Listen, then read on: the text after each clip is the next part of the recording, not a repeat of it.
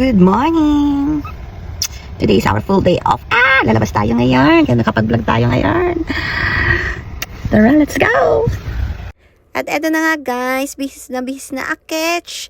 Tara guys, gala na tayo sa Skagway. Lalabas na kami! Excited yarn?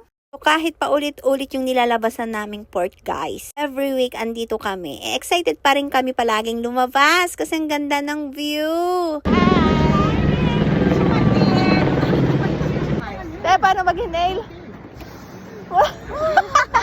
Baka masinghot mo na ako yan.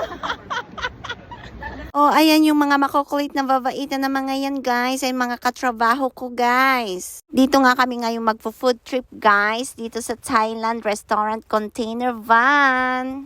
Madaming mga krung kumakain dito guys. Kasi mura dito at masarap. Kakain muna tayo ng Pad Thai. Suso to, te? Ay, sampasuso yan. Sampakalaki. O, di ba ang saya kumain pag marami? Lalo na pag lahat kayo ay gutom. Pati mga pagkain pinagtitripan. So, ganito kami nagdi-stress guys. Tapos babalik ng barko, fresh ulit ang utak. Ay, shrimp yung kay Rose. Rose, pingi ako Rose. Lagay mo lang. At eto guys, tapos na kaming kumain. O, di ba? Finish. Finito. Ang lahat ng pagkain. Balot ng balot ka dyan, Belos, ha?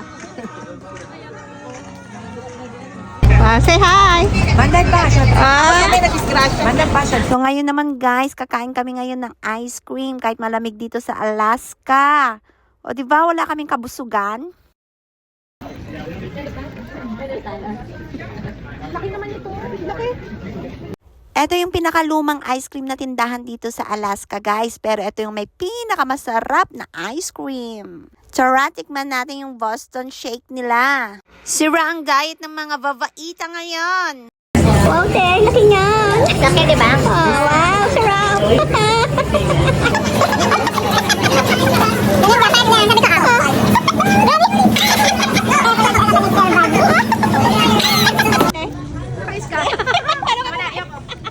O diba, ang saya-saya ng araw namin. Panay mga kalokohan ang laman ng utak ng mga babaita. So ngayon, habang kumakain kami ng ice cream guys, pupunta naman kami sa coffee shop.